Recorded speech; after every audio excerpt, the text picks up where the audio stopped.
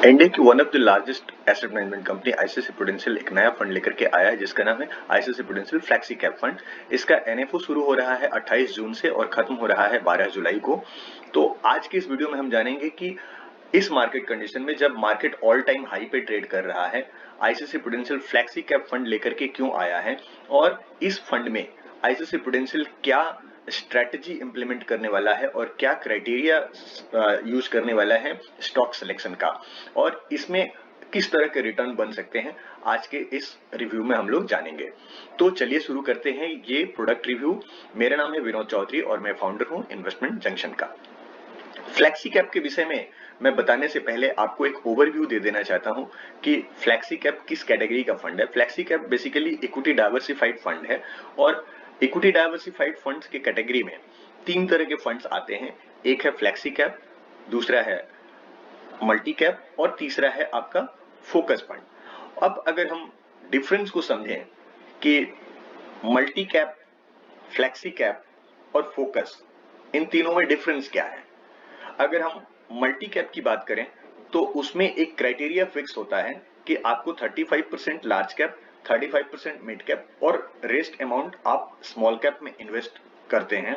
और flexi cap में अगर हम जाते हैं तो यहाँ पे आपको वो क्राइटेरिया मेंटेन नहीं करना होता है, कोई कैपिंग नहीं होता है। आप अक्रॉस द कैपिटल किसी भी प्रोपोर्शन में आप इन्वेस्टमेंट कर सकते हैं, स्टॉक सेलेक्ट कर सकते हैं। तो सिमिलर वे से फोकस फंड भी होता है फ्लेक्सी कैप के जैसा ही, लेकिन फोकस फंड थोड़ा सा अलग है मल्टी कैप और फ्लेक्सी कैप से। वो कुछ इस तरह से कि multi cap and flexi cap में स्टॉक्स की संख्या 50-55 जो भी हो जा सकता है, लेकिन अगर फोकस फंड की बात करें तो उसमें स्टॉक्स की संख्या जो है वो 25 से 35 तक ही जाती है, क्योंकि ये कंसंट्रेटेड पोर्टफोलियो होता है और यहाँ पे हाईली कन्विंस्ड जो आइडियाज होते हैं उसके ऊपर ही स्टॉक्स का सिलेक्शन फंड मैनेजर करते हैं। तो ये डिफरेंस है फोकस, मल्टी और फ्लेक्सी कैप में।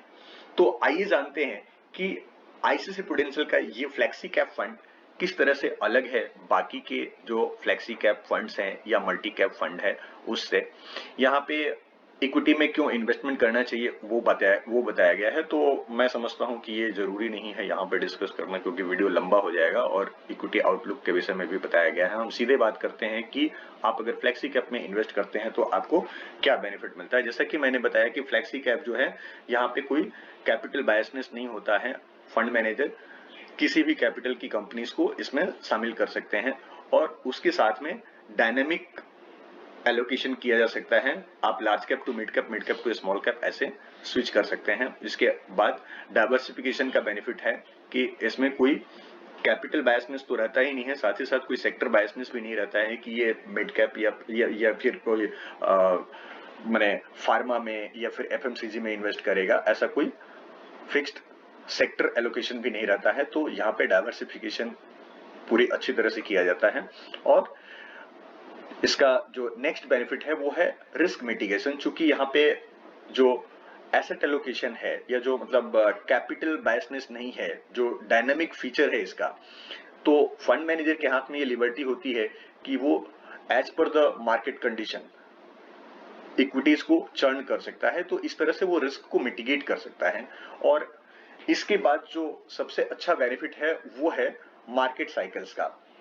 मार्केट साइकिल्स में क्या बोल रहे हैं कि कुछ ही स्टॉक्स जो होते हैं वो साइक्लिकल इन नेचर होते हैं, कभी अच्छे चलते हैं कभी नहीं चलते हैं। तो उस सिचुएशन में चूंकि यहाँ पे डायनेमिक एसेट एलोकेशन है तो फंड मैनेजर जब वो साइकिल नहीं चलेगा तो उसकी जगह पे दूसरे स्टॉक्स को वो ले सकता है। तो इस तरह से ये फंड मैनेजर के हाथ में एक बेनिफिट होता है और इसका बेनिफिट इन्वेस्टर को मिलता है फ्लेक्सी कैप में इन्वेस्ट करने से। ये तो रही कॉमन फ्लेक्सी कैप के फीचर्स की बात। अब अगर हम बात करें कि आईसीआईसीआई प्रूडेंशियल का फ्लेक्सी कैप में क्या है, या फिर यहाँ पे हम लोग थोड़ा सा देख लेते हैं कि फ्लेक्सी कैप का पोजीशनिंग इक्विटी फंड्स के जो टोटल बास्केट है उसमें कहाँ पे पड़ता है। अगर हम इक्विटी फंड को पोटेंशियल रिटर्न और इधर अगर रिस्क की बात करें तो रिस्क और रिटर्न के पैरामीटर में सबसे जो सेफर फंड कहा जा सकता है इक्विटी फंड्स में वो होता है लार्ज कैप, क्योंकि लार्ज कैप की जो स्टॉक्स होते हैं वो काफी लिक्विड होते हैं, उनमें रोज खरीदारी और बिकवाली होते रहती है, इसलिए वहां पे ज्यादा वॉल्यूम में खरीद बिक्री होती है तो लिक्विडिटी अच्छी होती है, और इसकी वजह से समझा जाता है कि लार्ज कैप का जो म्यूचुअल फंड्स होता है वो कम रिस्कियर होता है स्मॉल कैप और मल्टी कैप की अपेक्षा। और दूसरा चीज ये है कि इनका जो वोलेटिलिटी है वो भी कम होता है, इनके स्टॉक्स का प्राइस जो है वो all of a sudden surge भी नहीं करते हैं तो डाउन भी नहीं जाते हैं। ठीक है, अब इसके बाद जो पोजिशनिंग आता है वो है फ्लेक्सी कैप का। यहाँ पे लार्ज, मिड एंड स्मॉल तीनों तरह की कंपनियां शामिल होती है। अगर आप इसके विषय में डिटेल्स कुछ जानना चाहते हैं तो मेरा और एक वीडियो का मैं यहाँ पे लिंक दे रहा हूँ, उस वीडियो को आप देख सकते हैं जिसमें मैंने बताया है कि स्टॉक्स का, फंड्स का सिलेक्शन किस तरह से किया जाता है। उसमें मैंने इन सारा जो पैरामीटर्स है इनको अच्छी तरह से समझाया है, तो आप उस वीडियो को भी देख सकते हैं। और मैं कहूंगा कि मेरे चैनल को आप जरूर सब्सक्राइब कर लीजिएगा, क्योंकि मैं देखता हूं कि 95% मेरे जो व्यूअर्स हैं वो अनसब्सक्राइब्ड हैं और सिर्फ 5% लोग ही मेरे सब्सक्राइबर हैं। तो आप अगर मेरे चैनल को सब्सक्राइब करते हैं तो मुझे इंस्पिरेशन और मोटिवेशन मिलता है इस तरह के और भी वीडियो बनाने के लिए और आपसे शेयर करने के लिए। तो चलिए देखते हैं कि फ्लेक्सी कैप में क्या है। इसमें हम लोग टोटल जो चर्चा करेंगे वो होगा कि इसका इन्वेस्टमेंट फिलॉसफी क्या है, इन्वेस्टमेंट का अप्रोच क्या होगा, और सिक्योरिटी सिलेक्शन इसमें किस तरह से किए जाएंगे, और इन्वेस्टमेंट का प्रोसेस क्या फॉलो करेंगे फंड मैनेजर। और साथ ही साथ हम लोग ये जानेंगे कि इसमें जो यूनिवर्स है, मतलब जो स्टॉक सिलेक्शन का जो टोटल बास्केट है वो क्या होगा, और रीबैलेंसिंग का क्राइटेरिया क्या फंड मैनेजर इंप्लीमेंट करने जा रहे हैं इसमें। तो यहाँ पे हम देख सकते हैं कि मार्केट एलोकेशन किस तरह का होगा, वो बेस्ड ऑन इन हाउस जो इनका मॉडल है एक, जिसके बेसिस पर हम चर्चा करेंगे कि वो इन हाउस मॉडल इनका क्या है। और जो स्टॉक्स का जो सिलेक्शन होगा वो स्ट्रैगर्ड मैनर पे किया जाएगा। ऐसा नहीं है कि एक बार में सारे स्टॉक्स को उस हिसाब से डिप्लॉय कर देना है, और फिर उसके बाद से स्टॉक का डाइवर्सिफिकेशन भी रखा जाएगा। कोई भी मतलब एक कैपिटल एलोकेशन या फिर एक किसी एक पर्टिकुलर सेक्टर का स्टॉक इसमें नहीं लिया जाएगा। और चूंकि डाइवर्सिफिकेशन है और डायनामिज्म है तो रिस्क का आपको रिवॉर्ड मिलेगा, ये हम पहले भी बता चुके हैं आपको। तो आइए देखते हैं कि इसका इन्वेस्टमेंट स्टाइल क्या होगा। पहला तो चीज, इसमें दो तरह के अप्रोच फॉलो किए जाएंगे, एक टॉप डाउन अप्रोच और एक bottom up approach. Top down approach क्या कहता है, पहले इसको समझते हैं। टॉप डाउन अप्रोच ये कहता है कि पहले लार्ज स्पेक्ट्रम में चीजों को इवेल्युएट किया जाएगा। लार्ज स्पेक्ट्रम में अगर हम चीज को इवेल्युएट करते हैं तो हम पहले देखेंगे इकोनॉमी क्या कर रही है, इकोनॉमी का इंडिकेटर क्या कह रहे हैं। इकोनॉमिक जो इंडिकेटर्स होते हैं वो ये होते हैं कि जैसे आईआईपी क्या है, और कैपेसिटी यूटिलाइजेशन किस तरह का होता है, मार्केट कंडीशन क्या है, गवर्नमेंट की पॉलिसीज क्या है, और उस पॉलिसीज का रिस्पांस मार्केट किस तरह से दे रहा है, और इकोनॉमी का ग्रोथ पोटेंशियल क्या है, इन्फ्लेशन क्या चल रहा है, और इन्फ्लेशन का इफेक्ट डिमांड और सप्लाई पे क्या पड़ रहा है। उसके बाद से ग्लोबल माइक्रो फैक्टर्स क्या है, ग्लोबल लेवल के जो सेंट्रल बैंक्स हैं उनकी क्या पॉलिसीज आ रही है, और उस पॉलिसीज का इफेक्ट हमारे डोमेस्टिक मार्केट पे, इंडियन मार्केट पे क्या पड़ने वाला है, इस चीज को भी इवेल्युएट किया जाएगा। उसके बाद से ये देखा जाएगा कि फ्यूचर अर्निंग पोटेंशियल क्या है, इकोनॉमी या मार्केट कंडीशन में जो फ्यूचर का अर्निंग पोटेंशियल है वो क्या है। उसके बाद से फ्यूचर का प्रोजेक्टेड पाइपलाइन क्या है। ये सारे जो ऊपर से नीचे, माने इसको मतलब आप ये कह सकते हैं कि मैक्रो फैक्टर्स को एनालिसिस किया जाएगा। उसके बाद से बॉटम अप अप्रोच क्या होता है, बॉटम अप अप्रोच में ये देखा जाता है कि कंपनी लेवल पे जो चीजें हैं वो किस तरह से कर रही हैं। अगर हम इसकी बात करें तो हम ये कह सकते हैं कि स्टॉक स्पेसिफिक जो अप्रोच है वो यहाँ पे इंप्लीमेंट किया जाता है। जैसे अगर हम किसी एक स्टॉक को पिक कर रहे हैं तो ये देखेंगे कि उसका ग्रोथ आउटलुक क्या है, उसमें किस तरह के ग्रोथ बनने के चांसेस है, और अगर हम स्टॉक को खरीद रहे हैं तो उसमें अपॉर्चुनिटी का साइज क्या है, मतलब ये कितना हद तक बढ़ सकता है, कितना हमको प्रॉफिट हो सकता है, इसे हम अपॉर्चुनिटी साइज के हिसाब से वैल्यूएशन करेंगे। उसके बाद से हम लोग ये भी देखेंगे कि उसके जो प्रोमोटर हैं या उसका जो मैनेजमेंट टीम है उनका ट्रैक रिकॉर्ड क्या है, उनकी अब तक की जो परफॉर्मेंस है वो किस तरह की रही है, और वो क्या करने वाले हैं, उनका जो मैनेजमेंट है वो क्या कर रहा है। ये सब भी अप्रोच इसमें देखा जाएगा। और इसके बाद से हिस्टोरिकल रिटर्न्स के जो रेशियो है, जैसे पी रेशियो होता है, प्राइस टू बुक वैल्यू होता है, ये सारी चीजों को देखा जाता है। उसके बाद से वैल्यूएशंस देखा जाता है कि ये सारी चीजें अगर ठीक है तो उसके बाद से वैल्यूएशन क्या परफेक्ट है, अभी के लेवल पे क्या उसको खरीदा जा सकता है। तो ये टॉप डाउन और बॉटम अप अप्रोच को स्टॉक सिलेक्शन के लिए इंप्लीमेंट किया जाएगा। अगर हम बात करें कि ये फ्लेक्सी कैप आईसीसी प्रूडेंशियल का किस तरह से डिफरेंट है बाकी के फ्लेक्सी कैप से, तो यहाँ पे आप ये समझ सकते हैं कि अभी जैसे ग्लोबल जो सेंट्रल बैंक है वो स्टिमुलस पैकेजेस क्या लेकर के आएंगे, ये एक अनसर्टेनिटी है। फिर उसके बाद से वैक्सीनेशन किस तरह का चल रहा है, हमारा किस तरह का उसमें रिस्पॉन्स आ रहा है, या फिर ग्लोबल जो ग्रोथ का पर्सपेक्टिव है वो किस तरह का होगा। Based on this criteria market का जो अभी जो सिनेरियो है उसके हिसाब से अगर हम बात करें तो इनका जो मॉडल है, जो आईसीसी प्रूडेंशियल ने फ्लेक्सी कैप के लिए मॉडल अप्लाई करने जा रहे हैं, उसके हिसाब से निकल करके आ रहा है कि अगर कैपिटल वेटेज का हिसाब देखा जाए तो लार्ज कैप में 50% अभी इस मॉडल के हिसाब से एलोकेशन होना चाहिए और 50% मिड एंड स्मॉल कैप में होना चाहिए। यहाँ पे एक डिस्क्लेमर भी दिया गया है कि वो फंड मैनेजर अपने डिसाइड कर सकते हैं कि क्या होगा नहीं होगा।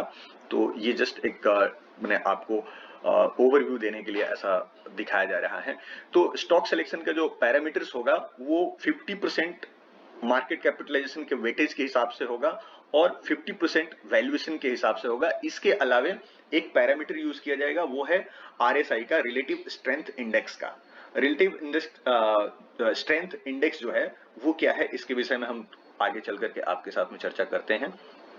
आइए यहाँ पर देखते हैं हम percentage of total market capitalisation. Market capitalisation की अगर हम बात करें तो लार्ज कैप का नंबर्स भले ही कम होता है, लेकिन उसका मार्केट कैपिटलाइजेशन अगर देखें तो वो 50% of the size of the market हो सकता है।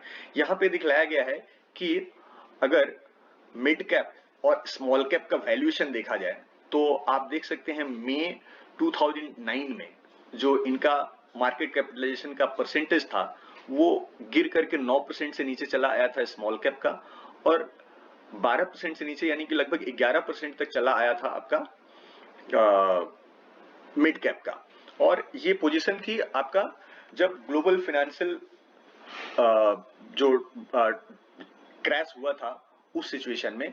सिमिलर टाइप का करेक्शन हम लोगों ने देखा था जब यूएस ने एक बार टैपिंग अनाउंसमेंट किया था, उस समय भी इनका मार्केट कैपिटलाइजेशन काफी नीचे आ गया था। और अगर हम बात करें प्री कोविड सिचुएशन या फिर अगर हम प्री एनबीएफसी क्राइसिस जो हम लोगों ने देखा, तो उसमें क्या हुआ कि 2014 से 2017 तक हम लोगों ने continuous mid and small cap में एक रैली देखा था, और उसका जो पीक लेवल था उसमें हम लोगों ने देखा था कि मिड एंड स्मॉल कैप का जो मार्केट कैपिटलाइजेशन का जो परसेंटेज था वो काफी हाई लेवल पे था, मतलब वो 15%, और यहाँ पे आप देख सकते हैं स्मॉल कैप का जो परसेंटेज है वो 12% पे था।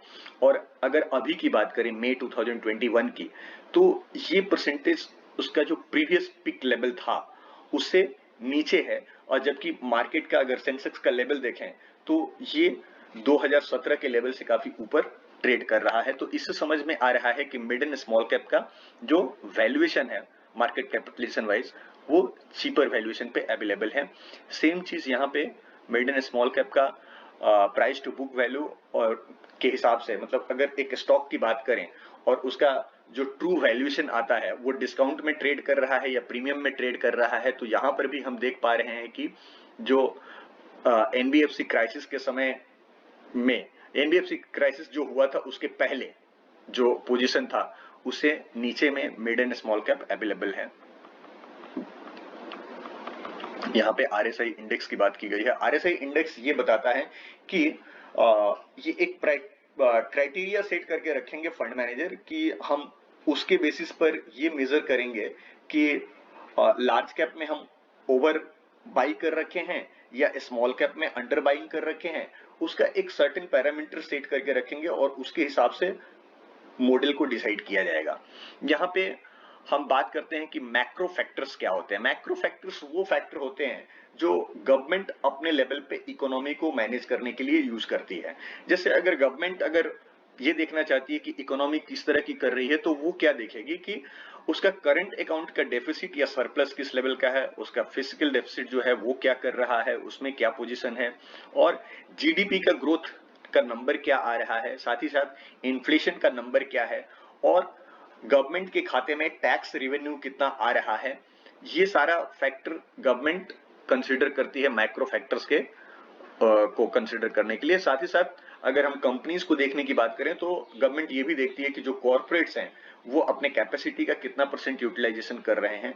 यानी कि अगर मार्केट में डिमांड है तो कैपेसिटी यूटिलाइजेशन कोई भी कंपनीज फुलेस्ट स्ट्रेंथ तक करती है, और अगर डिमांड नहीं है तो वो अपने कैपेसिटी के हिसाब से प्रोडक्शन नहीं करती है। तो इसके बेसिस पर गवर्नमेंट या कोई भी जो डिसीजन मेकर है, पॉलिसी मेकर्स हैं, वो कोई डिसीजन लेते हैं कि हमें इस मार्केट कंडीशन में क्या पॉलिसी फॉर्मेशन करना चाहिए। तो ये मैक्रो फैक्टर्स होते हैं, इसे भी कंसीडर किया जाता है स्टॉक सिलेक्शन करने में। ये चीज इसमें इंप्लीमेंट किया जाएगा। फ्लैक्सी कैप का जो मॉडल है, इसको बेहतरीन तरीके से समझने के लिए यहाँ पर हम देख सकते हैं कि एक जो समुद्री सफर है उसका एक एग्जाम्पल लिया गया है कि अगर हम समुद्र का सफर करते हैं तो उसमें हमें कई बार साइक्लोन का सामना करना पड़ता है, कभी जो है वो तेज तूफान आ रही है या फिर बड़ी बड़ी जो वेव्स है उसका सामना करना पड़ता है, और कई बार ऐसा होता है कि गर्म हवाओं का सामना करना पड़ता है। तो ये जो सारी एक्सट्रीम जो कंडीशन है उसको फेस करने के लिए अगर हमारी जहाज मजबूत है तो हम उससे सामना कर सकते हैं और हमारा सफर जो है वो स्मूथ हो सकता है। सिमिलर वे से अगर हम मार्केट की बात करें तो मार्केट में कई बार ऐसा हो सकता है कि हम किसी एक कैपिटल में, मतलब कैपिटल की अगर बात करें लार्ज कैप में या फिर मिड कैप में, ज्यादा ओवर बॉट हो सकते हैं, मतलब ज्यादा खरीद रख रहे हैं, या फिर अगर हम इसकी बात करें कि हम ज्यादा सेल कर चुके हैं, तो ऐसा भी हो सकता है कि जब मार्केट वोलेटाइल हो तो हमारे लिए ये फेवरेबल कंडीशन नहीं बन सकता है। तो यहाँ पे अगर एक रोबस्ट हमारे पास सिस्टम बना हुआ है, हमारा मॉडल अगर रोबस्ट है, तो ये एक जहाज की तरह काम करेगा। जिस तरह से समुद्री सफर में जहाज का मजबूत होना उसे सुरक्षित बनाता है इस वेदर कंडीशन में, उसी तरह से मार्केट के कंडीशन में अगर हमारे पोर्टफोलियो को रोबस्ट बनाना, माने स्ट्रॉन्ग बनाना है, तो उसके लिए हमारे पास रोबस्ट मॉडल होना जरूरी है। तो ये चीज यहाँ पे दिखलाया गया है।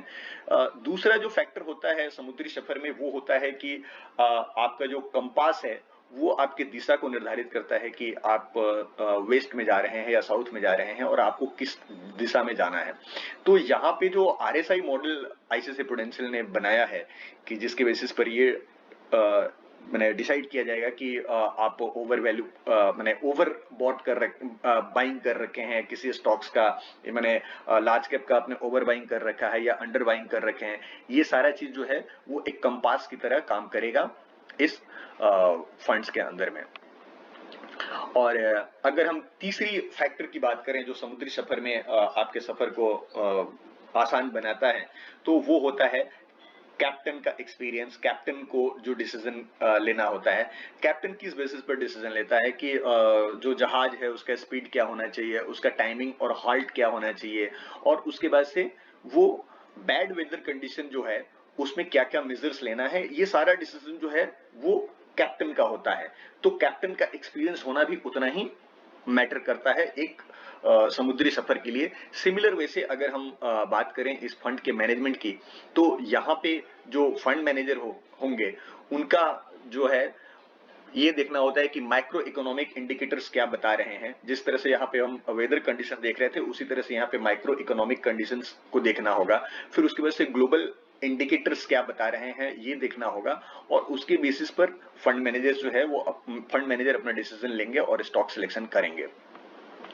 तो आगे हम देखिए जो सबसे महत्वपूर्ण बात है, ध्यान से इस चीज को देखिएगा कि आज के इस वीडियो का सबसे इंपॉर्टेंट पार्ट ये है कि ये फ्लैक्सी कैप, आईसीआईसीआई प्रूडेंशियल का ये फ्लैक्सी कैप अभी क्यों।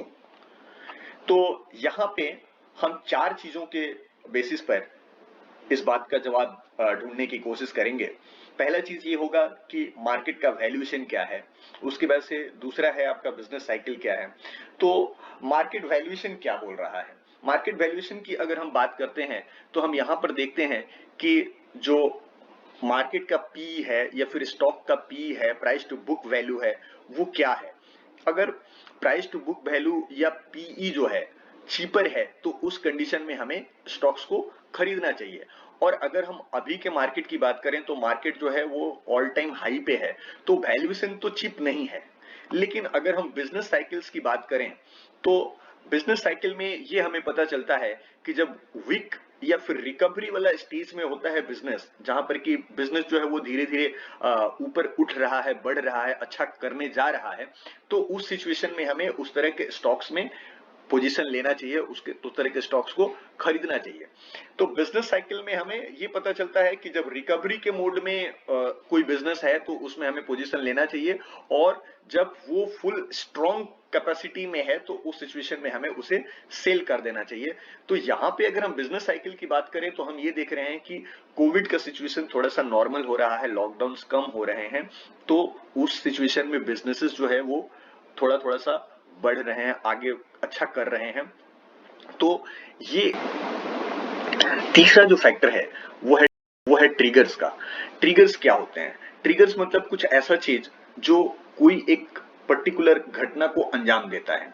जैसे अगर हम बात करें कि कोविड का जो लॉकडाउन का सिचुएशन आना, ये एक नेगेटिव न्यूज था और ये ट्रिगर किया मार्केट सेंटिमेंट को खराब करने के लिए। ठीक है, उसकी वजह से मार्केट कंडीशन खराब होने लगे, लोग पैनिक सिचुएशन में आकर के सेलिंग करना शुरू कर दिए। तो इस तरह के नेगेटिव ट्रिगर्स मार्केट में क्या हो सकते हैं? अगर यहां से यूएस ने अगर 10 साल का जो उसका ट्रेजरी एल्ड है उसका अगर रेट बढ़ा दिया, तो ये एक नेगेटिव ट्रिगर के तौर पर काम कर सकता है। या फिर इंटरेस्ट रेट अगर यहां से बढ़ने लगता है तो ये नेगेटिव ट्रिगर्स के हिसाब से काम कर सकता है। तो यहाँ पे पॉजिटिव ये है कि अर्निंग ग्रोथ हो रहा है, और फिर कोविड सिचुएशन का जो लेवल 2020 में था वो चीज आज नहीं है, और हम लोग काफी कॉन्फिडेंट हो चुके हैं और वैक्सीनेशन काफी तेजी से हो रहा है। तो ये फैक्टर यहाँ पे नहीं काम कर रहा है, और इस हिसाब से मार्केट में बाइंग चल रही है और लोग बाई कर रहे हैं। अगर हम सेंटिमेंट की बात करें तो कई बार ऐसा होता है कि आपका मार्केट वैल्यूएशन सही है, बिजनेस साइकिल्स अच्छे कर रहे हैं और कोई मार्केट में कोई ट्रिगर्स नहीं है, फिर भी कई बार ट्रिगर्स की वजह से भी मार्केट का सेंटिमेंट खराब हो जाता है। तो सेंटिमेंट क्या है कि और कई बार सेंटिमेंट पॉजिटिव भी होता है, सब तरह से अगर अच्छी न्यूज आ रही है तो वो सेंटिमेंट को अपलिफ्ट करती है। तो कई बार ऐसा भी होता है कि इतना ज्यादा पॉजिटिव न्यूज फ्लडेड हो जाता है कि उसकी वजह से मार्केट सेंटिमेंट जो है वो काफी मतलब एक ऐसा सिचुएशन में चला जाता है जो कि यूफोरिक सिचुएशन कहा जाता है, जहां पर कि एक ऐसा मार्केट कंडीशन जहां पर कि सभी लोग जो है वो बाइंग कर रहे हैं। माने आप समझ लीजिए कि वो पान वाला और ठेला वाला भी अगर एक्सपर्ट हो जाता है, सब कोई इन्वेस्ट करने लगता है, तो वो एक ऐसा सिचुएशन आ जाता है जहां पर कि यूफोरिक सिचुएशन आप बोल सकते हैं। तो मार्केट अभी जो पोजीशन है वो यूफोरिक सिचुएशन में नहीं गया है, ये एक पॉजिटिव साइन है। अब यहाँ पे हम लोग थोड़ा सा समझते हैं कि लार्ज कैप और मिड एंड स्मॉल कैप का जो नेचर है वो किस तरह से अलग है, या फिर ये लार्ज कैप या फिर मिड कैप या स्मॉल कैप किस तरह से हमारे पोर्टफोलियो में किस तरह से बिहेव करेंगे और उसका क्या इफेक्ट हमारे पोर्टफोलियो के ऊपर पड़ सकता है। अगर हम लार्ज कैप की बात करें तो लार्ज कैप चूंकि जैसा कि मैंने पहले भी बता चुका है कि वो लिक्विड ज्यादा होते हैं और उनमें वोलेटिलिटी कम होती है, इस तरह से लार्ज कैप के स्टॉक्स जो हैं वो मिड कैप के अपेक्षा कम गिरते हैं, तो ये स्टेबिलिटी देते हैं। वहीं पे अगर हम मिड एंड स्मॉल कैप की बात करें तो इनमें काफी वोलेटिलिटी होती है और इसकी वजह से इनमें स्टेबिलिटी नहीं मिल सकती है। लेकिन एक चीज और है कि मिड एंड स्मॉल कैप आपको ग्रोथ अच्छा दे सकता है, वहीं पे अगर लार्ज कैप की बात करें तो उसमें ग्रोथ का पोटेंशियल उतना ज्यादा नहीं होता है। जिस तरह से अगर स्मॉल कैप का कोई एक शेयर है तो वो 20 रुपए से 2000 रुपए तक जा सकता है, जबकि लार्ज कैप में वो स्कोप नहीं होता है कि कोई एक 200 रुपए का चीज जो है वो रातों रात जो है वो 2000 रुपए का हो गया। तो ये चीज आपको उस हिसाब से फंड मैनेजर इसका एलोकेशन को मैनेज करेंगे ताकि ये बैलेंस मेंटेन किया जा सके स्टेबिलिटी और ग्रोथ का। यहाँ पे एक एग्जांपल बताया गया है क्रिकेट मैच को लेकर के कि अगर हमको टेस्ट मैच खेलना है या वनडे मैच खेलना है, T20 मैच खेलना है, तो जिस तरह से प्लेयर्स के सिलेक्शन की जो कमिटी होती है वो ये डिसाइड करती है कि टेस्ट क्रिकेट खेलने के लिए जो प्लेयर्स होंगे वो किस तरह के होने चाहिए, और वनडे क्रिकेट अगर हमें खेलना है तो उसका जो प्लेयर्स होगा वो किस तरह से होगा। उसी तरह से अगर T20 खेलना है तो उसका जो प्लेयर्स होंगे वो किस तरह के होंगे। ये गेम का जो रूल होता है उसके हिसाब से जिस तरह से सिलेक्शन कमेटी जो है वो अलग अलग प्लेयर्स को सिलेक्ट करती है, उसी तरह से मार्केट कंडीशन को देखते हुए जो फंड मैनेजर है वो ये डिसाइड करेंगे कि हमें इस पोर्टफोलियो में कौन से प्लेयर को लेना है जो उस गेम कंडीशन को अच्छी तरह से टैकल कर सके। तो ये एक एग्जाम्पल दिया गया है। दूसरा एग्जाम्पल यहाँ पे आप देख सकते हैं, एक पॉटर का एग्जाम्पल दिया गया है कि जिस तरह से एक पॉटर जो है जब बर्तन बनाता है तो वो अपने अनुभवी हाथों को बर्तन के ऊपर फेर करके ये समझ लेता है कि ये बर्तन कहाँ से टेढ़ा है, कहाँ से सीधा करने की जरूरत है, कहाँ पे ज्यादा मिट्टी देने की जरूरत है। तो वो ये समझ लेता है कि उसमें लीकेजेस वगैरह भी कहाँ पे आ सकता है। उसी तरह से ये जो फंड है इसके लिए जो मॉडल यूज किया जा रहा है आईसीएसई में, आरएसआई का, वो एक अनुभव का हाथ देने जा रहा है फंड मैनेजर के लिए एक टूल के तौर पर, जिससे कि वो आसानी से समझ पाएंगे कि अभी जो कैपिटल एलोकेशन है वो किस तरह से रीसफल करने की जरूरत है, लार्ज कैप में रखने की जरूरत है या स्मॉल कैप में या मिड कैप में। तो ये चीज यहाँ पे एक एग्जाम्पल के थ्रू समझाने की कोशिश की गई है। अब यहाँ पे देखते हैं कि अगर हम परफॉर्मेंस को बैक टेस्टिंग करके देखें तो क्या आता है। यहाँ पे एलोकेशन का दिखलाया गया है कि अगर इस मॉडल के हिसाब से हम इक्विटी का सिलेक्शन करते हैं, स्टॉक्स का सिलेक्शन करते हैं, तो जैसा कि आप यहाँ पे एक रेड लाइन देख रहे हैं जो कि मिड कैप का लेवल है, मिड कैप इंडेक्स है, और जो ब्लू लाइन देख रहे हैं वो नहीं, वो निफ्टी मिड कैप का इंडेक्स है, और मिड कैप का एलोकेशन आप देख सकते हैं यहाँ पे ब्लू लाइन में दिखाया गया है।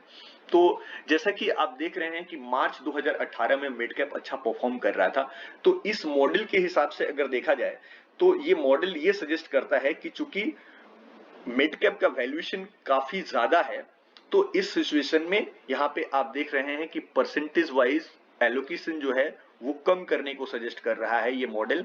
और जब वापस से आप देख रहे हैं कि मई में फिर ये इसका लेवल बढ़ रहा है, तो फिर वापस इसको नीचे ले जाने के लिए ये मॉडल सजेस्ट कर रहा है। सिमिलर वे से आप स्मॉल कैप के इंडेक्स की भी एग्जांपल यहाँ पे देख सकते हैं कि निफ्टी स्मॉल कैप इंडेक्स 100 या 250 टीआरआई का इंडेक्स लिया गया है, जो आप रेड में लाइन में देख सकते हैं, और ब्लू लाइन जो है वो स्मॉल कैप का परसेंटेज एलोकेशन ये मॉडल जो सजेस्ट कर रहा है उसके हिसाब से दिखाया गया है कि जब इंडेक्स अपने पिक लेवल पे है उस समय में हमारे एलोकेशन जो है वो कम करने की जरूरत है। अब अगर इस मॉडल के हिसाब से अगर इसको बैक टेस्टिंग किया जाए परफॉर्मेंस में तो क्या देखने को मिलता है वो भी हम लोग देखेंगे। इससे पहले हम ये देख लेते हैं कि क्या हर एक मार्केट कंडीशन में लार्ज कैप, मिड कैप और स्मॉल कैप क्या एक ही तरह से बिहेव करते हैं।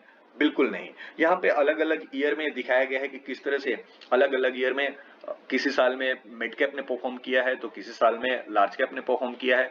और अगर मॉडल ये जो बनाया गया है इसको अगर देखा जाए तो हर एक मार्केट कंडीशन में ये इसका जो इंडेक्स है उससे अच्छा परफॉर्म कर रहा है। अब आइए देखते हैं इसके एलोकेशन की बात करते हैं कि अगर मई 2021 का अगर हम बात करें जो मार्केट कंडीशन है उसमें ये मॉडल क्या सजेस्ट करता है कि हमारा इक्विटी का एलोकेशन किस तरह से होना चाहिए। इस मॉडल के हिसाब से अभी सजेस्ट कर रहा है कि 75% टू 80% लार्ज कैप होना चाहिए, मिड कैप में 5 to 10% होना चाहिए और स्मॉल कैप में 10 to 15% होना चाहिए।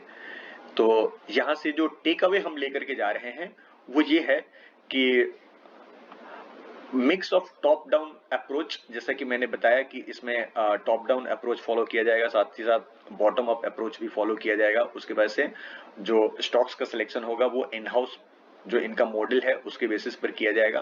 फिर उसके बाद से जो स्टॉक्स का डिप्लॉयमेंट करना है वो प्री डिफाइंड जो क्राइटेरिया है उसके हिसाब से किया जाएगा, और फिर मार्केट का जो मॉडल है वो डिसाइड करेगा कि डायनेमिकली किस तरह से एसेट को रीसफल करना है या फिर स्टॉक्स को रीसफल करना है। और फिर उसके बाद से अपॉर्चुनिटी और डायनेमिज्म को मार्केट एलोकेशन के लिए यूज किया जाएगा कि अगर मार्केट में अपॉर्चुनिटी है तो उसके हिसाब से स्टॉक्स का सिलेक्शन जो है वो रीशफल किया जा सके। तो इस तरह से ये सारा टेक अवेज है। और इसके साथ मैं कंक्लूड करना चाहूंगा कि यहाँ पे आप देख सकते हैं कि इसके फंड मैनेजर जो है वो रजत चांडक हैं, और ये काफी एक्सपीरियंस्ड फंड मैनेजर हैं, और इनका प्रोफाइल आपको मैं देने का कोशिश करूंगा, अगर नहीं होगा तो मैं लिंक में दे दूंगा। और एनएफओ पीरियड यहाँ पे दिखलाया गया है 28 जून से 12 जुलाई तक, और रिस्कोमीटर में इसे दिखाया गया है कि ये वेरी हाई रिस्की फंड है, क्योंकि इक्विटी एलोकेशन सबसे ज्यादा है, मतलब 65% से ज्यादा इसमें इक्विटी एलोकेशन करना होगा। तो as per the SEBI guideline ये हाई रिस्क की कैटेगरी में फंड आता है। Thanks for watching this video. मेरे इस चैनल को लाइक करना, कमेंट करना और कोई क्वेश्चन हो तो उसे पूछना मत भूलिएगा। Thank you very much.